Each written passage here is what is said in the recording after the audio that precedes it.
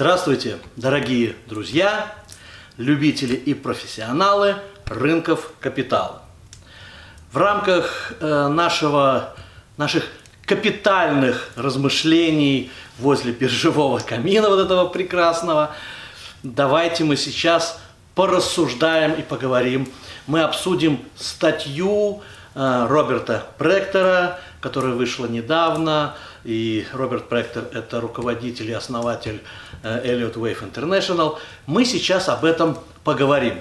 И вы знаете, что прежде всего он развивает идею волн Эллиота, и которая базируется прежде всего на движении и на основании социономических теорий, социономики. Поэтому мы сегодня посмотрим еще одну из разделов социономической теории в сравнении с классическими, существовавшими до того, либо которые сегодня развиваются, теории различные, которые прогнозируют поведение человека или то, что мы называем стадный инстинкт, либо мы иногда называем стадо, либо какими-то другими определенными названиями. Попробуем понять иррациональное и рациональное начало, попробуем понять точки, найти точки равновесия. То есть сегодня у нас не будет, в общем-то, анализа и прогноза биржи, хотя мы коснемся этого, сколько мы будем больше говорить вот об этих различных теориях в сравнении с социономикой и важнейшей роли социономики в формировании волн Эллиота, как это все происходит и в жизни, а не только на бирже. Ну и, конечно же, тема нашей сегодняшней, в общем-то, мысли, наших рассуждений, нашей идеи – это социономика и финансовые рынки.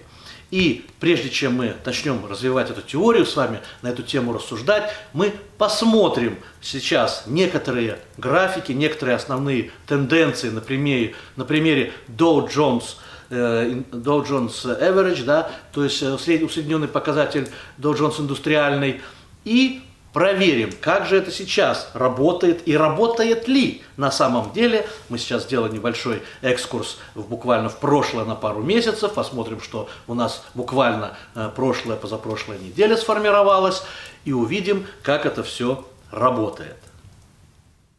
На первом рисунке, точнее на первом графике, мы видим прогноз по индексу Dow Jones, который опубликовался достаточно давно, еще в марте, и мы можем посмотреть, вы можете вернуться и посмотреть то, что было у нас прошу прощения, не в марте, в апреле, от 24 апреля, и было видно, что было опубликовано, что мы должны двигаться по расширяющемуся треугольнику, и мы должны сейчас двигаться в волне D, после чего мы должны двигаться по определенной логике, по определенному графику. Предполагалось, что возможно, что вершина D будет находиться вот в этой части, но этот был альтернативный путь, который более у нас не жизнеспособен, потому что движение прошло по другому пути, и мы видим теперь, что мы находимся вот таким вот образом. У нас сформировалась волна A, B и C, и мы сейчас уверенно движемся по волне D. И это достаточно важно, то есть, несмотря на то, что, казалось бы, мы планируем, что после волны D должна наступить ниспадающая волна И, после чего начнет опять подниматься настроение оптимистичное и пойдет наверх. И, конечно же, когда впервые опубликован был этот рисунок, этот прогноз, то он вызвал достаточно, скажем, некоторое удивление, а как же такое может быть? И как когда-то, когда были придуманы волны Эллиота, когда волны Эллиот их ввел, то такой известный Гамильтон Болтон сказал, что самое сложное поверить в то, что ты видишь. Предполагается, что мы все-таки будем завершать волну D в районе у нас это произойдет осени. После осени, скорее всего, что в начале следующего года мы будем двигаться по волне И, и мы опустимся ниже самых пессимистичных декабрьских прогнозов, и после этого у нас начнется подъем по такой импульсной волне, начнется от 4-й волне к 5-й. Сейчас мы идем, в общем-то, от такой, в общем-то, посмотрите, большой волны 3-й, мы движемся к большой волне 4-й в итоге в целом, и потом мы будем двигаться к большой волне 5-й. Конечно же, в любой момент времени этого сценария такие показатели, как трик или трин, мы с вами будем их разбирать еще отдельно, они могут показать какой-то сбой от этого сценария, и возможно, что этот сценарий в деталях будет корректироваться, и тогда, в общем-то, могут быть какие-то изменения. Мы за этим будем следить и, в общем-то, это все предсказывать, точнее прогнозировать, не предсказывать, предсказывают гадалки, а мы будем прогнозировать. Ведь посмотрите, казалось бы, еще только в январе, когда только опубликовался этот прогноз, и были очень мощные, после января были очень мощные бычьи настроения, мы думали, ну как же так, как может начаться, в общем-то, спад. И тогда было 93% быков на этом уровне, и тем не менее спад начался. Вот это все как раз-таки мы говорим о том, что действуют социоэкономические процессы.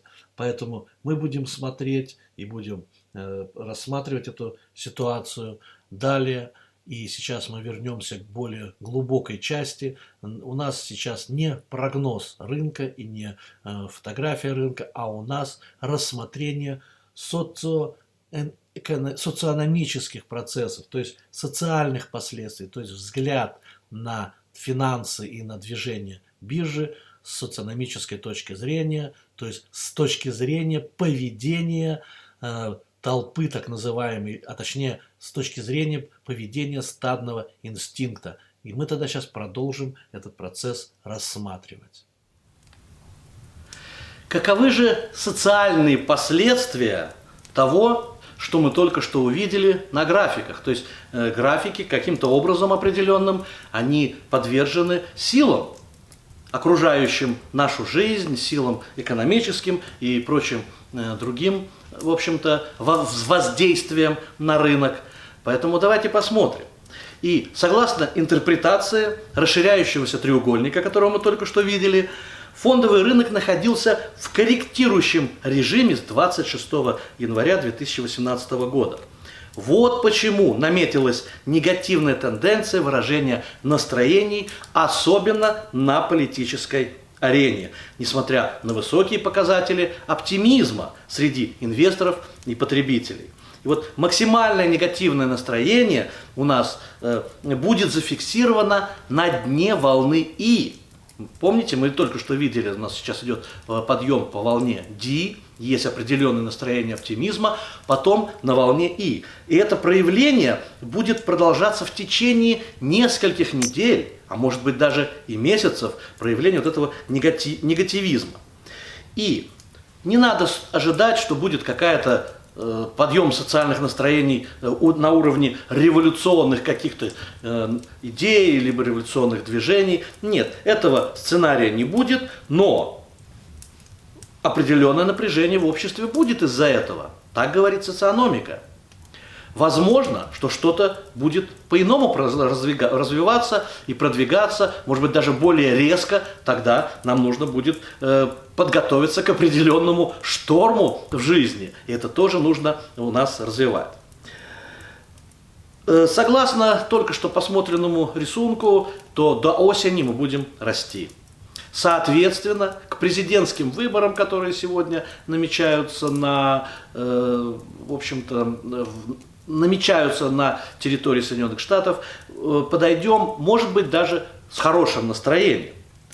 И возможно, по этой причине у нас сегодня кандидаты в праймерис аж 20 человек набралось, которые хотят стать президентами с самыми различными идеями, вплоть до сумасбродных. Но Политический успех этих людей будет во многом зависеть от того, обрушится биржевой рынок, рынок капиталов или нет. И те из них, которые более или менее согласуют свои действия с экономистами, особенно с продвинутыми экономистами, которые в том числе смотрят и волны Эллиота, они должны понять, что идет приближение сложных времен. И, возможно, будущий президент, который будет у нас в Соединенных Штатах, он столкнется с очень серьезными проблемами и потеряет свою популярность. На это тоже нужно иметь в виду. И, возможно, многие, кто это все готов предусматривать, он, наверное, может быть, даже и снял бы сейчас свою кандидатуру и не лез бы в этот, в общем-то, на эту арену, в эту ситуацию. Давайте посмотрим. Теория стадного инстинкта на финансовых рынках. Мы уже публиковали видео, я его уже упоминал, где обсуждались различные аспекты социономической теории, связанные с финансовым стадом. Да, вот. Ну, опять-таки, когда я говорю стадо, я никого не хочу обижать, есть такой термин, есть такой феномен в психологии, когда мы говорим стадо, стадный инстинкт, стадное чувство, которое отражает определенные тенденции. Поэтому мы это рассматриваем с научной точки зрения, а не с оскорбительной. Я рекомендую еще раз, может быть, посмотреть видео от 24 апреля. Оно у меня идет под номером 12, то есть «Капитальное размышление у биржевого камина» номер 12. И мы там рассматривали теорию Эллиота и формирование волн, и обоснование, и роль социономики в разных областях. Здесь же мы посмотрим иные дисциплины, иные научные дисциплины в сравнении с социономикой, может быть, где-то подтверждающие ее, а может быть, где-то и контрастирующие с ней. И давайте мы это рассмотрим, потому что ведь именно таким образом в изучении рождаются новые теории и рождается понимание. Мы очень часто говорим, биржевые рынки иррациональны. А с другой стороны, мы говорим, что когда люди собираются в какую-то команду, какой-то коллектив, то они начинают действовать с точки зрения полезности. И тогда мы говорим, они действуют рационально. Так где же здесь середина? Где же здесь иррациональность и где здесь рациональность? И почему же тогда формируются так называемые финансовые пузыри, а они постоянно формируются? Совсем недавно, вспомним, был только что пузырь, который закончился в конце 2017 года по криптовалютам. Это был откровенный пузырь. Так почему же люди действуют иррационально? Это вопрос вопросов. И здесь нужно постоянно искать ответы для того, чтобы избежать подобного рода сценариев. Итак, стадный инстинкт. Междисциплинарный интегральный обзор с социономической точки зрения. Стадный инстинкт является одним из наиболее важных понятий в когнитивной экономике, особенно применительно к финансовым рынкам. Я только что сказал, иррациональное и рациональное зерно. И здесь мы обсудим междисциплинарный интегрированный обзор концепции стадного инстинкта, существенные различия между концептуализацией стадного инстинкта и аргументы в пользу преимущества взгляда на стадный инстинкт, предоставляемый социономикой. Это относительно новая теория, которая рассматривает стадо или его стадные процессы как некий процесс, имеющий эволюционный, дорациональный и предсказуемый аспект. Очень важно, да, что вот помимо иррациональных действий, рациональности непосредственно самого поведения людей, просмотреть предсказуемость итога, предсказуемость результата. Ведь мы же на бирже должны прогнозировать, мы должны зарабатывать. И если психология людей движет рынок, значит мы должны спрогнозировать, а что же будет. Существуют разные аспекты и подходы к понятию стадный инстинкт.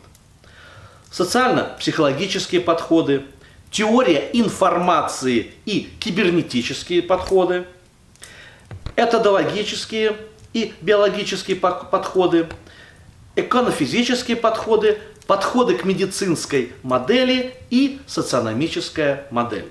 Я тут упомянул слово Этодологический, давайте мы сразу, чтобы у нас было понимание, что это такое, этология – это полевая дисциплина зоологии, изучающая генетически обусловленное поведение инстинктов животных и людей. То есть очень часто сравнивается поведение толпы, оно происходит, в общем-то, когда-то люди были животными, да, происходит от животного стада, и поэтому, безусловно, применяется и такой подход. Теория классифицирует на несколько направлений в соответствии с их различиями.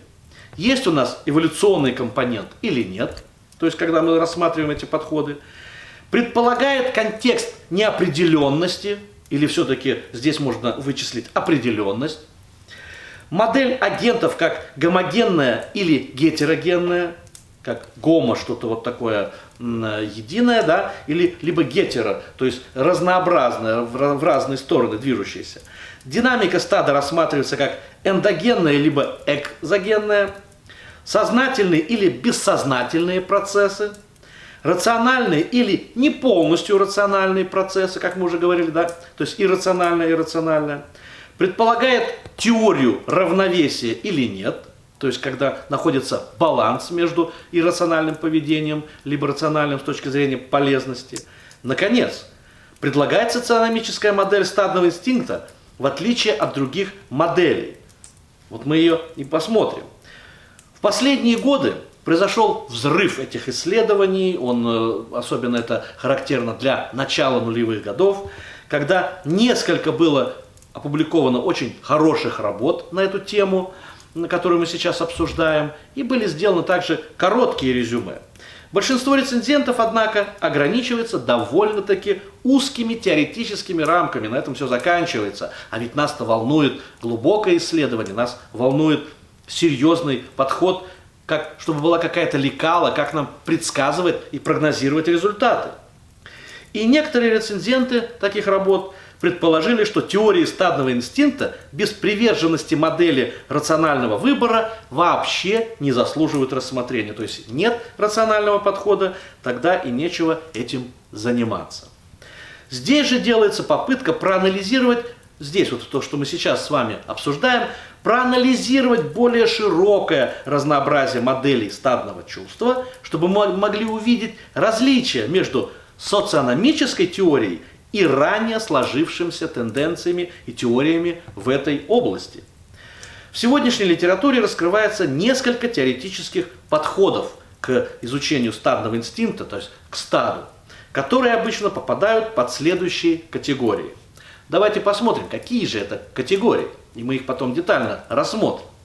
Это социально-психологический подход, имитационные процессы, моды, причуды и прочие такие явления в обществе. Теория информации и кибернетические подходы, информационные каскады, положительные отзывы и так далее. То есть существует такой подход, когда чисто программно делаются какие-то опросы, кибернетически вычисляется, куда движется общество на основе получения информации и так далее. И математически все высчитывается, то есть некий механический подход. Этодологические подходы.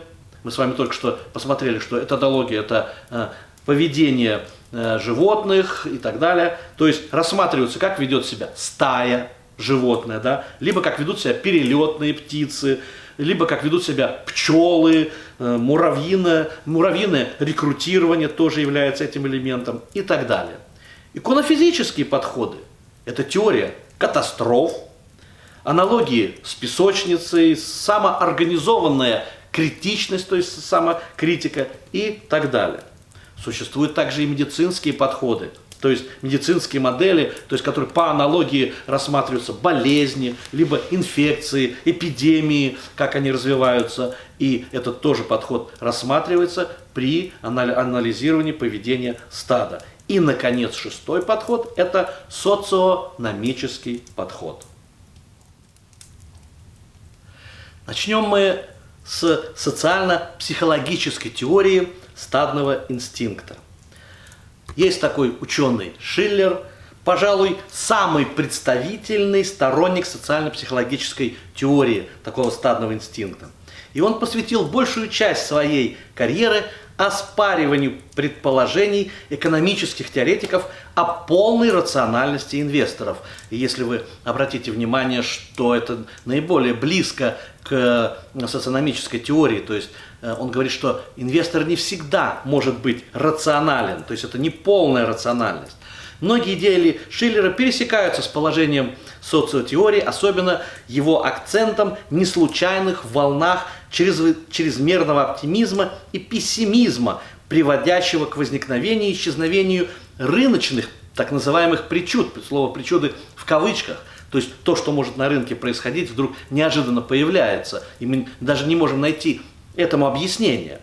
Шиллер описывает социальную динамику пузыря фондового рынка, вот оно знакомое нам, да, как комбинацию социального энтузиазма, чрезмерного оптимизма и избирательного внимания. Обращаю ваше внимание, избирательное внимание, то есть высокий спрос на актив вызван общественной памятью о высокой доходности в прошлом, да, вот как здорово, в прошлом все смотрят, и оптимизмом, который эти высокие доходы якобы приносят в будущем. Это его модель причуд и моды, вот они, причуды и моды, оказывается, действуют на людей, утверждает, что инвесторы имеют чрезмерную уверенность в сложной культуре интуитивных суждений об ожидаемых будущих изменениях цен и чрезмерную готовность действовать на основе этих суждений. И несмотря на то, что статьи о стадном инстинкте с репутацией часто смешиваются с информационными каскадными теориями стадного чувства, они также относятся к категории социально-психологических теорий стадного инстинкта, поскольку в них используется простой процесс подражания. То есть люди подражают, и несмотря на то, что они имеют собственную информацию, они начинают ее игнорировать в пользу информации, которую они получают от окружения, что, ну что, все побежали, и я побежал, да, куда бежим, что называется, помните, фильм такой был «Джентльмены удачи», все побежали, и я побежал. Репутационное стадо описывается как экзогенная, сознательная, рациональная и максимизирующая полезность общность. Бумаги на эту тему обычно не упоминают теорию равновесия и предполагают эволюционный источник стадного поведения, рассматривая его скорее как рациональный выбор. И на мой взгляд, это, в общем-то, здесь может крыться и заблуждение. Теория репутационного стадного инстинкта обычно предлагает модель взаимодействия разнородных агентов, да, то есть разнородных людей. Причем молодые неопытные агенты борются за хорошую репутацию в обществе против более старых. И возникает, в общем-то, определенный конфликт. И они борются более старых, более опытных агентов, которые, как предполагается, обладают превосходными знаниями или навыками. И вот Шафштайн и Стейн в своих работах называли эти группы умными менеджерами и глупыми менеджерами. Еще одна модель из упоминаемых нами – это медико-модельная теория стадного инстинкта. Медицинская модель стадного чувства имеет долгую историю, начиная с классического экономиста Дэвида Рикардо. Сначала он описывал рыночную панику в терминах социальной заразы, да, то есть вот как медики, да, заразился и получил инфекцию, и пошло-поехало, у нас получилась эпидемия. И приписал панику 1797 года заразе необоснованных страхов робкой части общества. То есть существует более активная часть общества, есть более робкая, она заражается настроениями. Таким образом, Рикардо считал такие заразы иррациональными, эндогенными и гетерогенными. Да? Уникальным исследованием, служащим образцом медицинской модели стадного инстинкта, являются исследования, проведенные Келли О'Градо, это буквально в нулевых годах уже этого тысячелетия, с использованием анализа исторических банковских данных. В этом исследовании такие факторы, как размер банковского счета физических лиц и годы, прошедшие после иммиграции в США, предсказывали некоторую разницу в том, что инвесторы паниковали и снимали свои деньги во время двух банковских провалов в в 1850-х годах, но, безусловно, наибольшая часть разнообразия выпала и была предсказана одним из аспектов их социальной сети, то есть какой социальной группе они принадлежали. А принадлежали они к группе определенной области происхождения, да, они эмигрировали в США, но они в основном были ирландцы из одного графства Ирландии. То есть, получается, одна социальная группа, она сформировала тенденцию и друг от друга заразилась, и началась паника. В этом исследовании социальных инфекций использовалась сложная теория так называемых социальных сетей, как вот мы сегодня знаем социальные сети в интернете, да, которые часто используются медицинскими эпидемиологами. Другая литература, в которой стадное чувство рассматривается как социальная инфекция, в значительной степени опирается на социально-психологическую литературу, то есть на ту модель, которую мы только что посмотрели ранее. Однако эти исследования инфекции отличаются от социально-психологических исследований тем, что они извлекают свою объяснительную силу главным образом из бессознательных процессов, часто включая инфекционность социального настроения, тогда как теории социальной психологии в первую очередь вовлекают сознательно-подражательные процессы. То есть здесь у нас получается инфекция, некая зараза, а социально-психологическая модель, она применяет подражательность. Многие исследования, ссылающиеся на медицинскую модель, расширяют область влияния стадного инстинкта, определяя финансовое заражение, да, как интересно, как быстрое распространение с одного рынка на другой, снижающихся цен, например, снижающейся ликвидности, повышенной волатильности и повышенной корреляции, связанных с собственным влиянием финансовых посредников на рынке, на которых они торгуют. То есть вот так перекидывается вот эта зараза, согласно этой теории медицинской, с одного рынка на другой. То есть начинают падать там, может быть, нефтяные рынки, а потом заражаются люди, перекидываются на рынки там, продуктов питания и так далее, так далее. Этологическая теория инстинкта. Изучение, то есть этология, мы с вами уже говорили, это поведение животных, либо насекомых и так далее. Изучение поведения животных является источником метафор и аналогий для этологической модели стадного чувства. Исследования в этой категории менее едины теоретически, чем в других категориях, поскольку их основная общность заключается в сосредоточении внимания на поведении животных, его аналога с поведением человека, то есть производят аналогию, а не на едином наборе теоретических предположений о динамике стадного чувства. Кирман, это ученый, представитель этой категории, основывал свою модель на процессе вербовки в поведении муравьев. То есть муравьи начинают что-то делать, они как бы вербуют, рекрутируют еще других муравьев, и те начинают что-то вместе делать, вместе с общим, в общем-то, муравьиным роем. Тут не рой, да, муравьиный, это вот куча. Он утверждал, что его модель стохастического пополнения этой кучи объясняет стадо и эпидемии, описанные в литературе, на финансовых рынках. Да, вот с этой точки зрения, вот тут и финансы мы как бы он подтянул. Как соответствующее распределению равновесия случайных процессов, а не переключение между множественными равновесиями. То есть случайные процессы, они формируют некое равновесие рационального и рационального, идет рекрутирование, и в результате формируется определенное единое чувство стадное. Кирман одобрительно процитировал исследования, в которых стадное поведение изображается как источник эндогенных колебаний уровня цен на рынках активов. Он считал, что это объяснение особенно привлекательно, когда оно не опирается на экзогенные шоки для системы. Да, вот нет шока, значит и формируются определенные тенденции. Модель Кирмана не поддерживает теорию равновесия неоклассической экономики, поскольку нет сходимости к какому-либо конкретному состоянию. То есть есть общее движение, но движение к конкретному результату не намечается. Кирман также объяснил, что хотя традиционные модели, включающие экзогенные шоки, не могут обнаруживать наличие периодически коллапсирующих пузырей в ценах на активы, его модель муравьиного рекрутирования будет генерировать такие пузыри. То есть вот как бы вот это вот муравьиное рекрутирование, он считал, что это и есть основа создания вот тех самых пузырей, которые мы время от времени наблюдаем на рынке капитала. Информационная теория стадного инстинкта.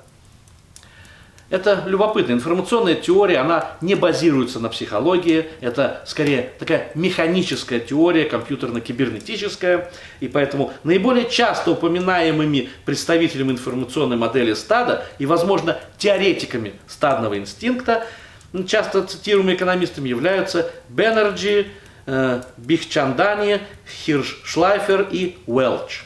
Это конец прошлого столетия, они в основном разрабатывали эту теорию, как раз таки тогда и компьютерные, в общем-то, модели сильно развивались, и компьютерные технологии, которую они использовали, потому что это все информационные технологии. Беннерджи изо всех сил старался отличить свою информационную модель стада от репутационных моделей, таких как модель Шафштейна и Стейна. Они определили сущность своей модели стадного чувства как информационный каскад. Возникает, когда для человека, который наблюдает за действиями тех, кто его опережает, оптимально следовать поведению предыдущего человека, не обращая внимания на его поведение и собственную информацию. То есть, когда кто-то опережает вас, а у вас все равно есть своя информация, но вы видите какой-то результат, то вы тянетесь за ним, получая информацию от него, и таким образом формируются вот эти вот финансовые пузыри и формируется стадное чувство. Слово «оптимальный» помогает нам понять, что эта модель предполагает максимизацию полезности. Да, вот эта вот механическая модель. А мы знаем, что иррациональное чувство чаще всего не ведет к полезности. Вспомните, как обрушаются эти пузыри и как возникают проблемы. О какой полезности мы можем здесь говорить. Модель также делает предположение, что теория неоклассического равновесия верна, также описывая полностью рациональный сознательный процесс как причинность, где причинность является экзогенной. В некоторых исследованиях, связанных с подходом выше приведенных имен, были смоделированы гомогенные агенты во взаимодействии, в то время как другие моделировали гетерогенные группы агентов. Модели стадного чувства, использующие в своих объяснениях процесс положительной обратной связи, являются подтипом модели теории информации. То есть это как бы еще одна модель, но она уже входит в эту часть, о которой мы сейчас говорим. Мы включаем в теорию информации модели стадного инстинкта, основанные на теории игр. В некоторых статьях этой категории упоминаются эволюционные функции стадного поведения, а в других нет. Все они разделяют модель стадного чувства, более тесно связанной с неоклассической экономикой, в отличие от других 5 моделей. Таким образом, эта модель является наиболее влиятельной среди традиционных экономистов для полезного обзора других работ, использующих эту модель. То есть информационная модель, она наиболее считается полезной для изучения, не полезной для результата действия тех или иных людей в стаде, а именно для изучения. Эконофизическая теория стадного инстинкта. Профессор геофизики Дидье Сорнет и его коллеги представляют собой образцы, создавшие модели стада, которые еще более механистична в своих предположениях, чем модель теории информации. Поскольку она моделирует человеческое стадное поведение, сравнивая его с поведением неживых систем. То есть не принимая в учет то, что является живым и формирует психику как человека, так и животного. Иконофизические модели имеют много общего с информационными теориями стадного инстинкта, которые часто цитируются одобрительно. Наиболее существенным отличием является то, что большинство, но не все, иконофизических моделей стадного чувства пытаются описать эндогенную динамику рациональных пузырей рациональные пузыри в кавычках, потому что не может быть рациональными пузырями такие вещи, как рост цен на биткоин сумасшедший. В то время как модели теории информации включают только экзогенную причинность. То есть в информационной модели там есть причины, а здесь описывается непосредственно сам процесс и динамика.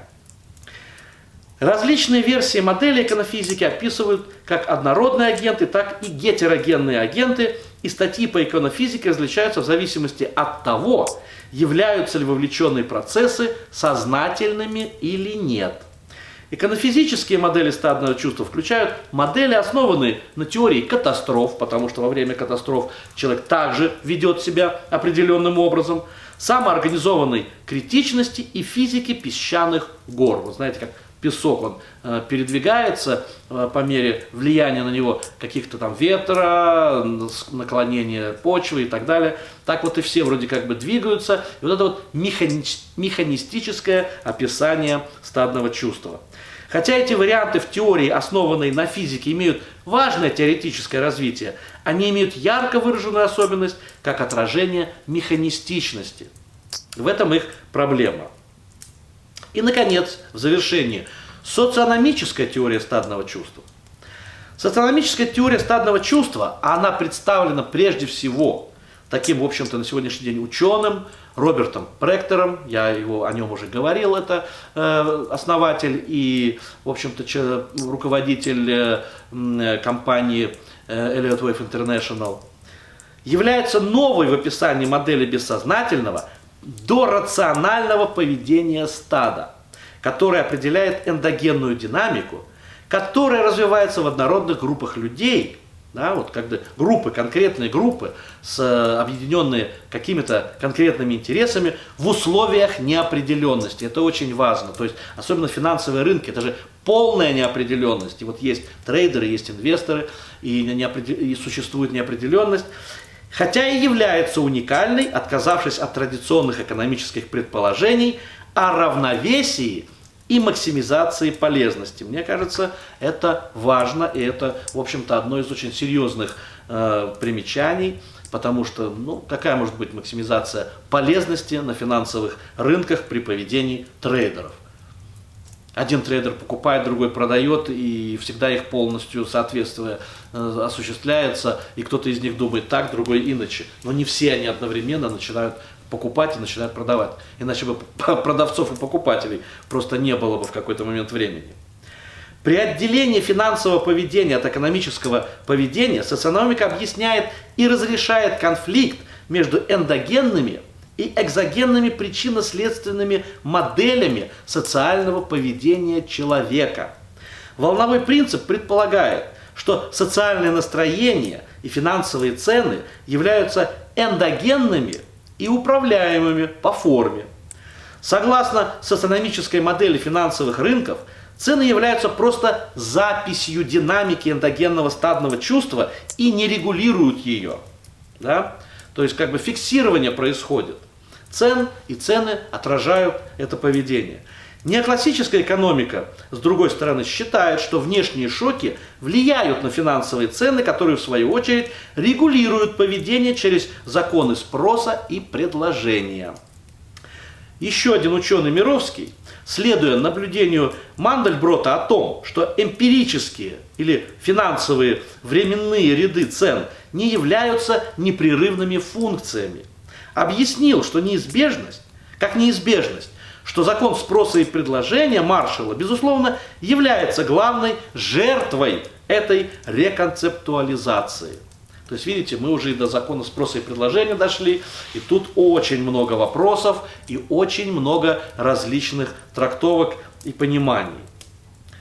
Открытие Эллиота, которое он сделал в 1938 году в виде волн, давно подразумевало именно этот вывод, который социономика явно сделала и аргументировала. То есть вот это тоже очень важно. При социономике когнитивная неопределенность в ситуациях, связанных с выживанием, является контекстом, в котором индивиды переходят от рациональной основы к действию, к инстинктивному, импульсивному способу бессознательного стадного инстинкта. Вот причина появления волн. То есть люди инстинктивно действуют. Ведь большинство покупали эти самые несчастные биткоины в 16-17 годах, действуя инстинктивно, вот бессознательно надо, вот раз вот, получили информацию от какой-то группы, она противоречит вашей информации, но они инстинктивно надо, все делают, и я буду делать. Этот сдвиг требует переориентации индивида с его собственной информацией, о чем я только что упомянул, процессов оценки или планов, и ориентации в первую очередь на прогнозируемые оценки других в качестве руководства к действию. Переориентации, которая происходит неосознанно. Люди вот смотрят в социальных сетях, смотрят разные видео, ролики на YouTube и прочее, и неосознанно начинают менять свое, в общем-то, сознание, свои ориентиры. Рационализация конечного действия, будь то за или против, завершает этот сложный тип социального действия.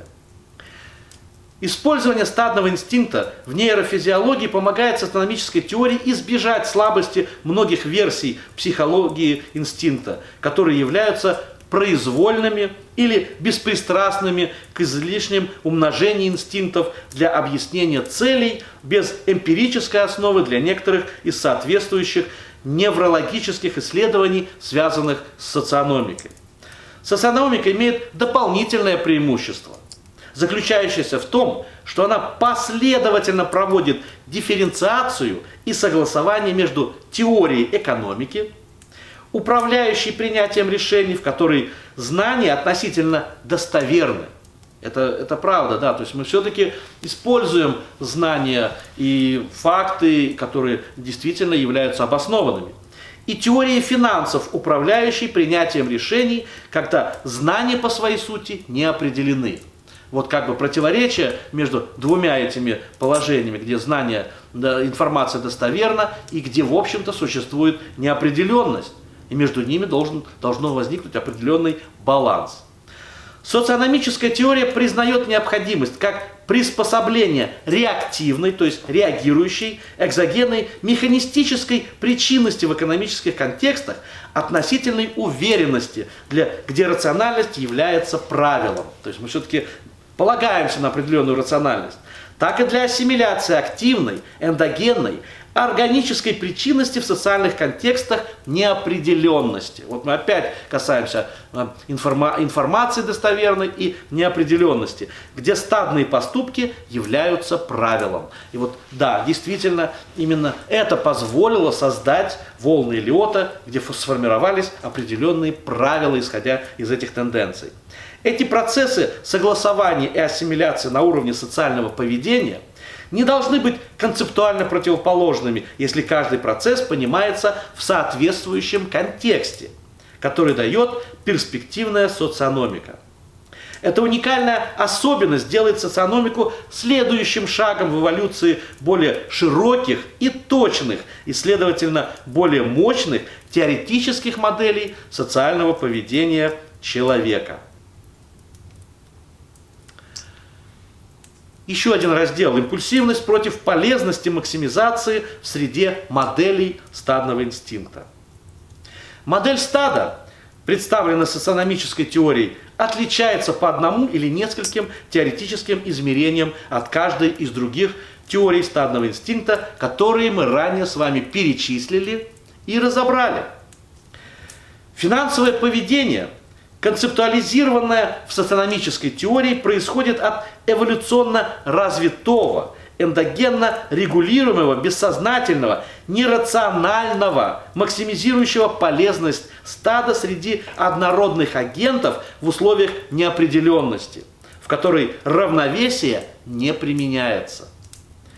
Социономическая теория финансов особенно расходится с финансовыми моделями, которые разделяют преобладающие неоклассические экономические предположения максимизации полезности, равновесия, рационального ценообразования, механистической причинности и внешних потрясений. То есть здесь существует и расхождение между теми теориями, которые мы только что перечислили. Более того, Социономическая теория финансов включает единственную теорию стадного поведения, которая отвергает предположение о максимизации полезности, лежащее в основе всех других теорий стадного чувства, рассматриваемого здесь. Мы можем извлечь пользу из исторического взгляда на конфликт между этими двумя принципиально разными теоретическими взглядами. И как отмечает Ноэл Нейман, в XIX и XX веках неоднократно сталкивались два взгляда. Взгляд, который подчеркивает инстинктивное поведение и рассматривает человека как определяемого стадными инстинктами, и точка зрения, предполагающая, что человек рационально реагирует на опыт реальности. С одной исторической точки зрения можно сказать, что бихевиоризм вытеснил две разные теории инстинктов, одна из которых была выдвинута британским биологом Уилфредом Троттером, а другая – МакДугаллом, чья группа в 1920 году концентрировалась на идее о социальном поведении в совокупности. Научные школы, которые подчеркивали рациональность человека, рассматривали подражание как целенаправленную, сознательную. То есть подражание, оказывается, было тогда рациональным действием и сознательным, учебную стратегию. Поскольку эти школы явно преобладали над теориями инстинктов, предмет подражания, как и инстинктивное стадо, ушли в забвение. То есть они не нашли эти теории поддержки и сегодня отходят в сторону. В эволюции социальной теории маятник истории начинает качаться в обратном направлении. Благодаря поведенческим финансам и выявлению аномалий, некоторые экономисты начинают осознавать важность нерациональных и инстинктивных аспектов человеческого подражания. Это важно, да? То есть все больше и больше происходит это осознание для того, чтобы можно было как-то прогнозировать рынки. По мере того, как эта новая волна науки оказывается в центре внимания, то мы переходим к простым вопросам, таким как инстинктивное или рациональное поведение человека, то есть как он действует, инстинктивно или рационально. В рамках социономики предполагается оба правильных ответа, то есть и то, и другое верно, и инстинктивное, и рациональное. Социономика ставит более сложный, на самом деле, вопрос, и более полезный, как динамика рационального социального поведения соотносится с динамикой импульсивного социального поведения. Социономическая теория также дает ответ. Контексты определенности и неопределенности активируют использование людьми рационального и импульсивного поведения, создающего различия между экономическим и финансовым поведением. Это очень важно, и мы будем продолжать здесь, конечно же, эти вещи изучать. Надеюсь, вы услышали и поняли важность рационального и иррационального. И очень часто предыдущие теории не учитывали того и другого вместе, а социономика позволяет это сделать. Еще раз рекомендую просмотреть от 24 апреля мой видеоматериал, который поможет понять то, что я сейчас рассказываю, где очень многие моменты, они рассматриваются и в обществе. Вспомните, как там упоминалось, что мы больше и больше скоро будем встречаться с напряжением в обществе по мере развития финансового напряжения и финансовых кризисов. А они надвигаются. Вернитесь к началу и посмотрите расширенный треугольник и движение по волне И, которое у нас приближается и, скорее всего, что осуществится в следующем году. Уважаемые друзья, вот мы с вами порассуждали, поговорили об очень важной теме.